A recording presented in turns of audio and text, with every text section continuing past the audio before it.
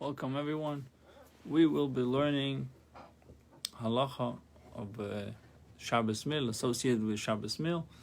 We discussed yesterday that we should have 2 loaves of bread when we make kiddush, when we sit down for Shabbos meal, and one is called lechem mishneh. Spoke about the different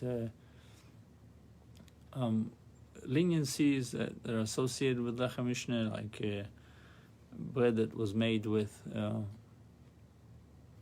fruit juice, which usually is same as zainos, can be part of the lechem mishneh, about the second bread. But on the other hand, we shouldn't use a frozen challah.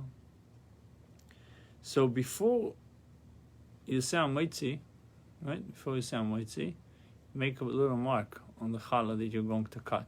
Right. You make a little mark, and you should be careful not to actually cut the challah. Just make a mark, not to cut the challah. Right. And actually, when you're cutting the bread, you don't have to look for the mark. You don't have to look for the mark and cut exactly over there. Right.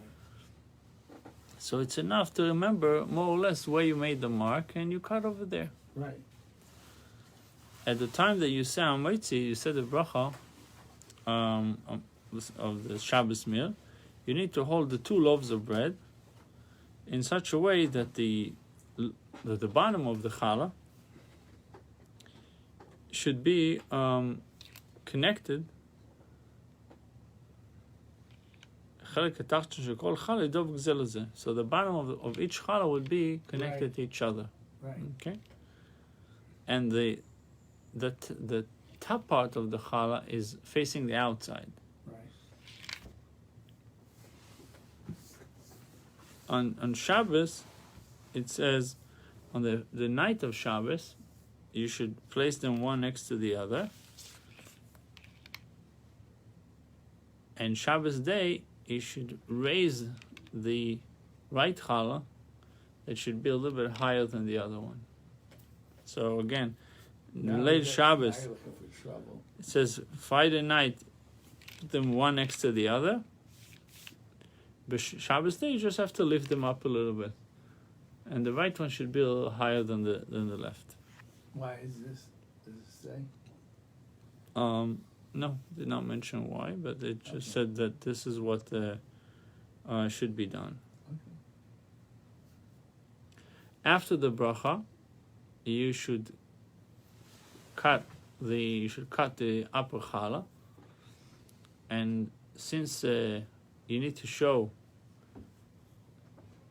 what is called chavivus mitzvah, is that you like the mitzvah, that you have liking to the mitzvah, it's a mitzvah to cut a big piece of a big slice that will be sufficient for the whole meal. Instead of cutting small pieces, and you might eat 3 small pieces, it's better to cut a bigger size. During the week, it would be considered gluttony, but on Shabbos, since there is an importance to show chavivus mitzvah, the mitzvah of having a meal on Shabbos, so it is not only permitted, but it's suggested to cut a bigger size of the challah, bigger slice.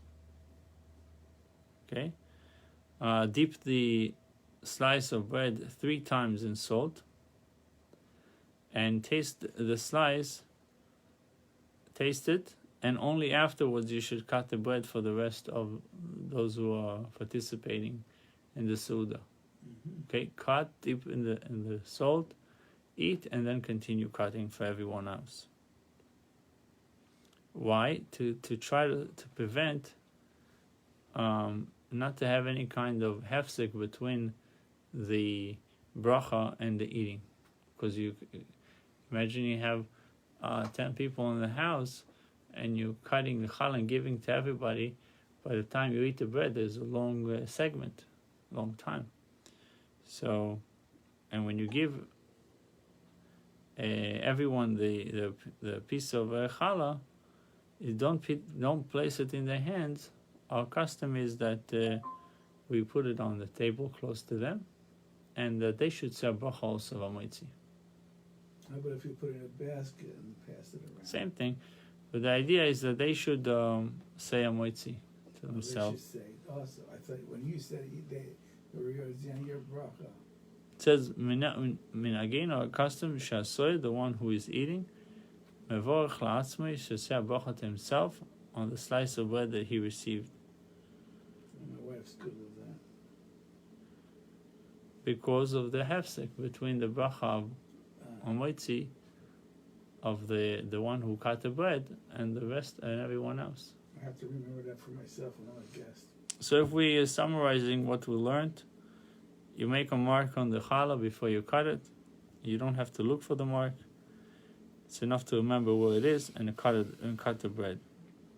You need to hold 2 complete loaves of bread. They have to be complete loaves of bread. And the bottom part of the challah, the bottom part of 2 challahs should be touching each other. If this is the top, the bottom, and this is the top, so the 2 bottoms are touching. At nighttime, they resting one next to the other. Shabbos day, you pick them up a little bit. That's it. So try to get the right a little higher than the left. After the bracha, you cut a big slice for yourself. It should last for the whole meal. And dip it 3 times in salt. Taste it, and only afterwards cut for the rest of the participants. To prevent hefsek, to prevent a separation between the bracha and the eating. When you give everyone else, don't put it in their hands. Our custom is to say that the participants should say bracha themselves. And why? Because there's a hefsek between your bracha, the bracha of the one who cuts, to the time of the participant. Bruchim to you.